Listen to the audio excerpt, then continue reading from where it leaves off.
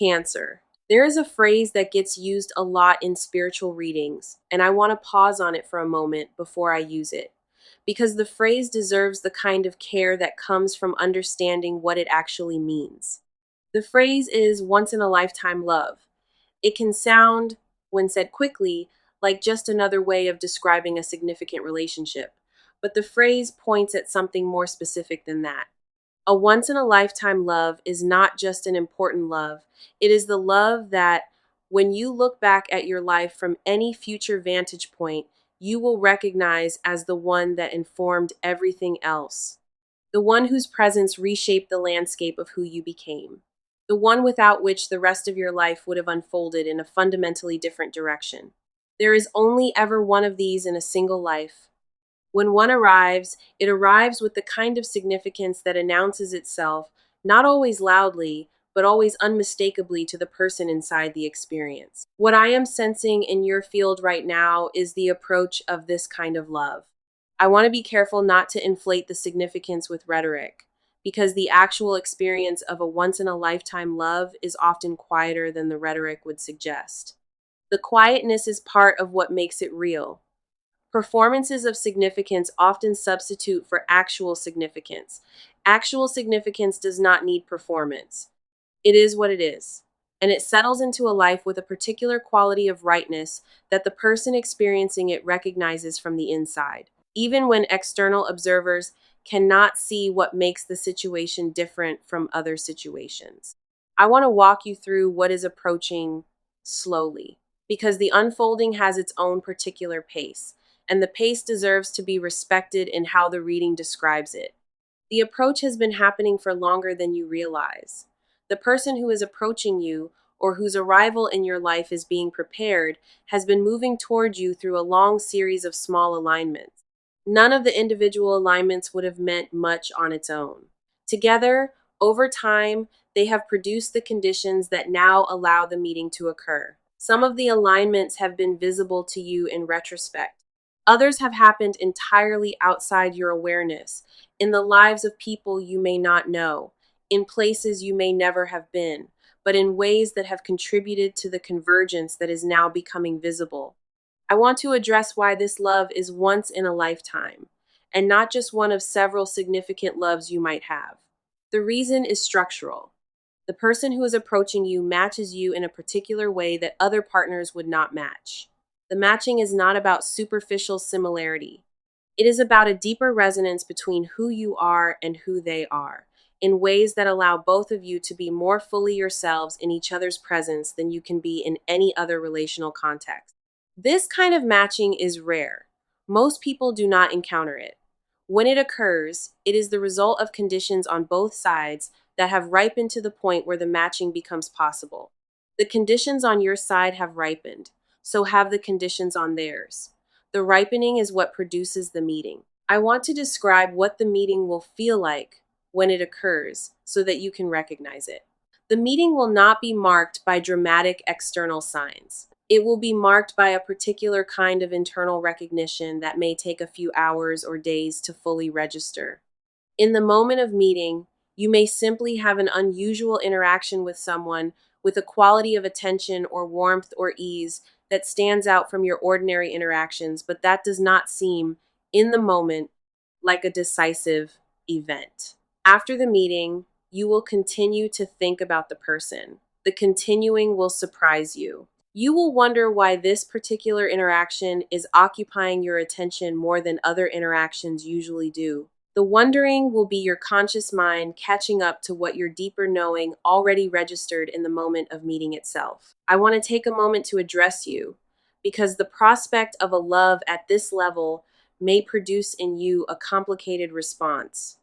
There may be a part of you that wants to fully believe in what I am sharing, and there may be another part that holds back, that has been disappointed before, that is reluctant to invest in another prediction that may not materialize. Both parts are valid. I am not asking you to resolve them in this moment. The unfolding will provide its own evidence in its own time, and you can update your relationship to what I am sharing as the evidence arrives. For now, you can hold both the openness and the skepticism, allowing them to coexist, while you continue to live your life. I want to share something specific about what is happening on the other person's side, because the matching I described requires both sides to be ready for the meeting. They have been preparing too, in their own life, through their own developments. Their preparation has been different from yours because they have a different life and different circumstances, but the underlying maturation has been parallel. They have been working through their own previous patterns. They have been releasing what needed to be released. They have been becoming the person who is now capable of meeting you at the level the connection will require. The work on their side has not been visible to you, but it has been real, and it is now substantially complete. I want to address a particular feature of how this kind of love operates that distinguishes it from less significant connections. It does not depend on continuous external stimulation to sustain itself. Once it is established, it has its own internal coherence that operates regardless of the temporary conditions of the relationship. You can be apart for periods, and the love does not weaken. You can pass through difficulties, and the love does not unravel.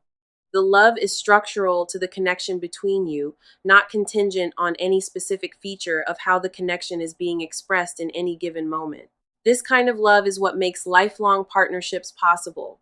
Other kinds of love, however intense in particular moments, do not have the structural durability to sustain the variations that any long-term relationship encounters. This is Cancer Tarot, and I want to slow down here because the description I am offering is significant, and I want to make space for it to land rather than rushing through it. Take a moment, if you can, to imagine what it would actually be like to live inside a love of the kind I am describing. Not the abstract version, but a specific version that involves your actual daily life. Imagine waking up and going through your hours with someone in the background of your awareness whose presence does not strain you, whose presence supports you, whose presence allows you to be more yourself than you can be alone. The imagining is not idle. It is your nervous system practicing for what is approaching. The practice helps you receive what is coming with more fluency than you would have without the practice. I want to mention something specific about how this love will affect your sense of yourself over time. Being inside this kind of love changes a person. The changes are gradual and subtle. You will not become a different person. You will become a fuller version of the person you already are. The fullness comes from having dimensions of yourself activated through the presence of someone who recognizes those dimensions. Some of your qualities have been dormant. They have been dormant not because they did not exist, but because there has not been a context that called them into expression. This love will provide the context. The qualities will activate. You will be surprised, over time, by what you discover in yourself through being known and met at this level. I want to take a moment to address the timing of when this will become apparent in your life. The meeting that initiates the relationship is closer than your skepticism would estimate. It is within a window that is meaningful in your near future, not in some distant time frame. After the meeting, the development of the relationship will unfold across a series of phases. Each phase will produce its own deepening. By the time several months have passed, the relationship will have become substantial enough that you will recognize from inside it the magnitude of what is occurring. The recognition will not require interpretation. It will be evident. I want to share what some of the early phases of the relationship will involve, in case knowing the progression helps you orient when you are inside it. The early phase, after the initial meeting, will involve quiet attention.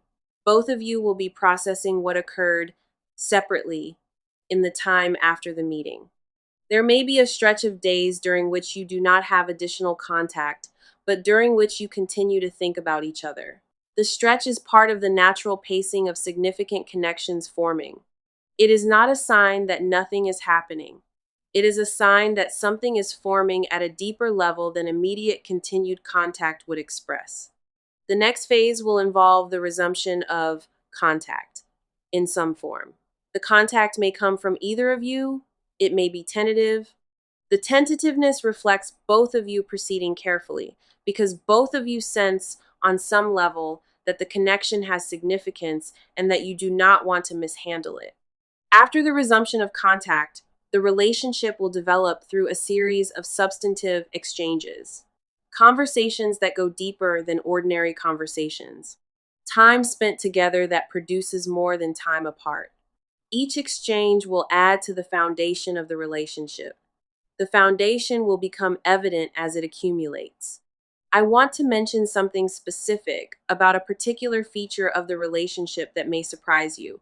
The relationship will feel from the inside like something you have been waiting for without knowing what specifically you were waiting for.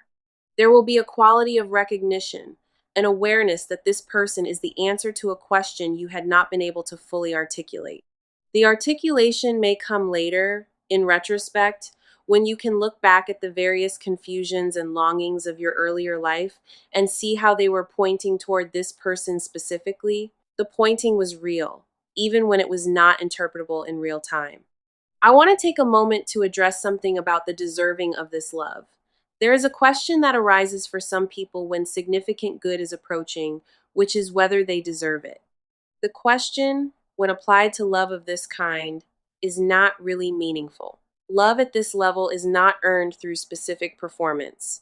It is the result of conditions matching, of both parties being who they are at the right moment, of the larger forces of life arranging for the meeting to occur. The deserving is structural, in the sense that both of you have done the work that has produced your readiness, but it is not transactional. You are not being given this love because you have earned a specific number of merit points. You are being given it because the conditions for it have ripened. The ripening is what makes the love possible. I want to share something specific about who this person is, in broad strokes, without specifying details that should be allowed to emerge in their own time. They are someone who has done their own significant work. They have moved through their own difficulties. They have arrived at a settled sense of who they are and what they want. The subtle quality of their presence is one of the things that will distinguish them from other people you have known. They are not in process in the way that most people are still in process. They have completed certain phases of their own development that allow them to engage with you from a place of fullness rather than from a place of seeking. I want to mention something about what the relationship will require of both of you. It will not require performance or strain. The kind of love I am describing does not ask you to be a better version of yourself in order to maintain the love. It asks you to be the actual version of yourself, with the trust that the actual version is what is being loved. The asking is, in some sense, freeing. You will not have to manage how you appear to this person. You will not have to translate yourself into a more palatable form. You will be received as you are. The receiving is one of the deeper gifts. I want to address a possible concern. There may be a part of you that wonders whether you are capable of being loved at this level, whether your own patterns or limitations might prevent the love from fully landing. The concern is reasonable. Most people have some sense that they might not be capable of fully receiving love when it arrives. I want to address this directly. You are capable. The capacity is in you. The capacity may not feel certain, but it is structural. It has been developing through everything you have lived. The arrival of the love will activate the capacity in ways that do not require you to manufacture it in advance. The activation will produce, over time, a more fluent ability to receive than you currently have. The fluency develops through the experience itself. I want to share something about how the relationship will affect your other relationships. Some of your existing relationships will be enriched by the presence of this new love in your life. The enrichment will come from your having more capacity, more energy, more spaciousness because of the support the new relationship provides. Other relationships may shift in their relative importance. The shifting is normal. It is the natural consequence of a major new presence entering a life. The shifting will produce, over time, a configuration of relationships that better reflects who you actually are. The configuration is part of the broader realignment that this love will produce. This is Cancer Tarot, and I want to share an observation about a particular dimension of what is occurring. The arrival of a once-in-a-lifetime love is not just a personal event, it is also a transition point in the larger arc of your life. After this transition, your life will be organized around different priorities than it was before. The reorganization is gradual. It does not require any specific actions on your part. It happens naturally as the presence of the new love begins to inform your choices, your time, your attention. The reorganization will produce in its own time a life that has different shape than the life you have been living. The different shape will be one that you recognize when it becomes apparent as deeply right for you. I want to address what you can do practically in the period of approach to the meeting. The most useful thing is to continue your life as you have been living it. Do not strain to position yourself in places where you might meet someone. The meeting will occur in the natural course of your activities. It will not require you to engineer it. The engineering, if attempted, often interferes with the natural process. So trust the natural process. Live your days, be present to your actual life. The meeting will find you wherever you happen to be. I want to share an orientation about how to respond if you notice at some point that an unusual interaction has occurred with someone. The most useful response is gentle attention. Notice the interaction. Note the person who was part of it. Allow yourself to think about them in the days that follow without forcing the thinking. The gentle attention is what allows you to recognize a significant meeting when it occurs, without becoming overly attached to any particular interaction. Many interactions are not significant. Some are. The capacity to distinguish develops with practice. You have the capacity already. Trust it to operate. I want to mention something about a small practice that may serve you during this period. In moments when you have time alone, allow yourself to imagine what it would feel like to be at ease in love. Not in a strained way, in a quiet way. Just imagine the feeling of being settled in love that does not require management. The imagining helps your nervous system practice for the state that is approaching. The practice makes the eventual reality easier to inhabit. You do not need to picture specific scenarios. You just need to imagine the feeling. I want to take a moment to address what may be your fear about this. There may be a part of you that is afraid of being disappointed if what I am describing does not arrive in the form I have described. The fear is reasonable. I want to share an orientation about how to hold the fear. You can hold what I am sharing as a possibility rather than as a guarantee. The possibility is real. The guarantee is not available, because guarantees are not possible in matters of this kind. But the possibility is substantial. You can allow yourself to be open to the possibility without committing to a specific outcome. The openness does not put you at risk in the way that committed expectation would. It just allows you to be available to what is coming in whatever form it arrives. I want to address something specific about how to handle moments when the situation feels uncertain. There will probably be moments in the period of approach and even after the meeting when you wonder whether what is happening matches what I have described. The wondering is normal. Significant developments often produce wondering because they do not match exactly what was predicted. They have their own particular form, which only becomes clear in retrospect. So when you wonder, allow the wondering without taking it as evidence that the development is not occurring. The development is occurring. The form may simply be different from what your imagination has constructed. I want to share something specific about what makes a love once in a lifetime, in case the distinction is useful. The love is once in a lifetime because the conditions that produce it are specific and rare. The other person, the timing, the maturation of both of you, the alignment of life circumstances that allow the meeting to occur, all of these have to be in place simultaneously. The specific combination does not recur in a single life. Other meaningful relationships may occur, but they will not match this specific combination. So the love is once in a lifetime in a precise sense. It is the love whose specific configuration occurs only once. I want to address what this means for how you should engage with the relationship when it forms. The engagement deserves a particular quality of attention and care. You can give it that attention without being anxious about it. The attention is just the recognition that what you are inside is significant, and the willingness to be present to it with the awareness that it deserves. The presence is the practice. It does not require effort beyond what you can sustain. It does require not taking the relationship for granted, not letting it become so familiar that you stop noticing its specific qualities. I want to mention something specific about what may be challenging during the development of the relationship. Even relationships of this magnitude include moments of difficulty. The difficulty is not a sign that the relationship is not what I have described. It is just the natural texture of two people with their particular patterns and histories, navigating the development of significant intimacy. The difficulty, when it arises, is workable. Both of you will have the capacity to navigate it. The navigation will, in its own way, deepen the connection rather than threatening it. Difficulty that is faced together strengthens the bond. Difficulty that is avoided weakens it.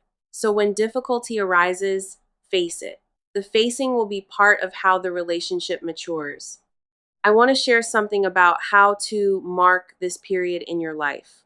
The title of this reading suggests that you should mark the day. I would suggest that you mark the period of which the day is one element. The period in which this love begins to form is significant. You may want to keep some record of it. A journal entry, a small ritual, a way of noting to yourself later that you were here when the foundation was being laid. The marking helps you integrate the significance over time. Without marking, significant periods can blur into the general flow of life, and the recognition of their importance can be deferred or lost. With marking, the recognition is preserved and the integration is supported. I want to take a moment to acknowledge what you have done to be in the position you are now in. The work has been substantial. It has included the maintenance of hope during periods when hope was difficult to maintain. It has included the development of yourself through times when the development did not seem to be producing visible results. It has included the patience required to wait for something whose arrival you could not specify in advance. The patience, the hope, the development, all of these have produced the version of you who is now ready to receive what is approaching. The readiness is your accomplishment. The arrival is its appropriate response. I want to share an emphasis on what I think matters most in what I have shared. The love that is approaching is real. The reality of it is the most important fact.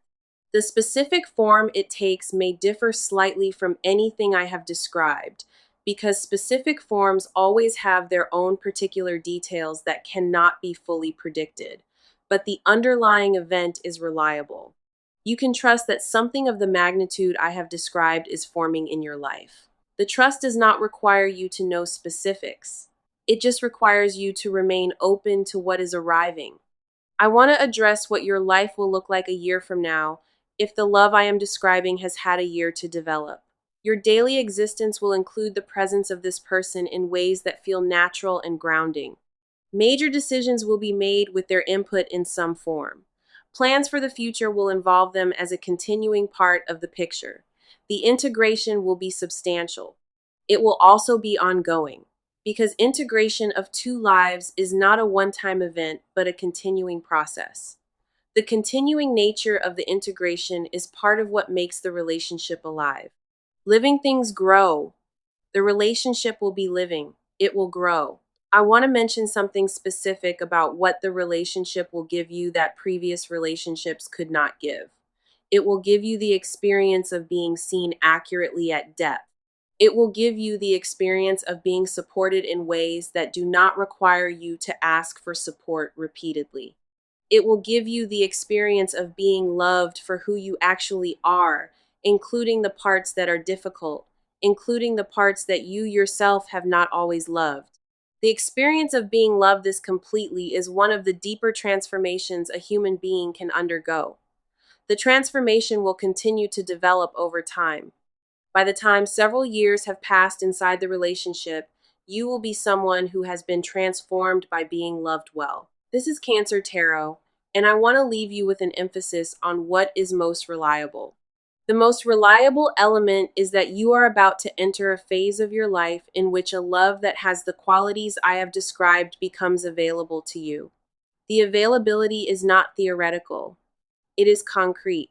The meeting that initiates the relationship will occur in a window that is closer than your skepticism estimates. After the meeting, the development will unfold according to the natural pacing of significant connections forming. You do not need to manage the unfolding, you only need to be present to it. Your presence is the entire requirement. The presence does not require special preparation.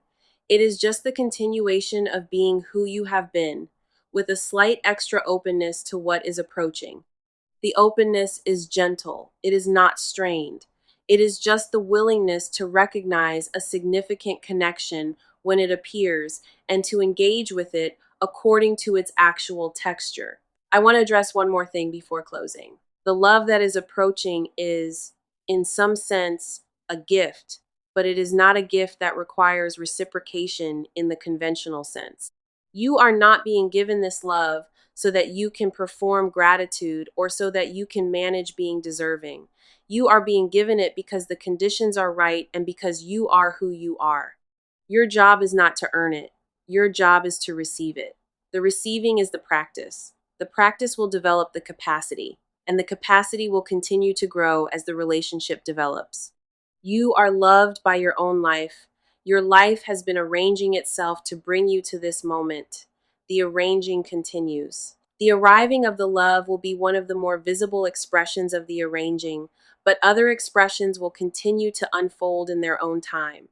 The cumulative effect across the coming years will be a life that is meaningfully different from the life you have been living. The difference will be in the direction of more aliveness, more presence, more capacity, and more love. Walk forward into the next stretch of your life with the awareness that something significant is approaching and with the willingness to receive it whenever it arrives. The awareness is gentle. The willingness is uncomplicated. Both are within your capacity. The capacity is enough. The receiving will produce, over time, the life that is meant for you, in which a love of the kind I have described becomes one of the central facts of your continuing existence. You are ready. The arrival is in motion. The meeting is approaching. You will recognize it when it occurs. The recognition will guide the unfolding from there. The unfolding will be good. The unfolding will be substantial. The unfolding will produce the life that is yours. Mark this period, not because the marking changes anything about the unfolding, but because the marking honors the significance. The significance deserves honoring. You deserve to have your life recognized as the meaningful thing it is. The recognition can begin with you. You can start by noting to yourself that you are here at the threshold of something that will define much of what follows. The noting is enough. The marking is in the noting. The honoring is in the marking. All of it is yours. Walk forward. The love is approaching. It has your name on it in a way that is more specific than you may currently realize. The specificity will become apparent as the relationship unfolds. The unfolding is gentle. The unfolding is reliable. The unfolding is good. Trust it. Trust yourself. Trust the work you have done and the work that has been done on your behalf by the larger movements of your life. All of these have produced this moment. The moment leads to what is approaching. The approaching is loving. The loving is real. The reality is yours to receive. Receive it. It is coming. It is forming. It is finding its way to you in its own time, in its own form, with its own particular gifts. You are ready. The receiving will be the entire practice. The practice is enough. The practice produces the rest. The rest is good. The rest is yours.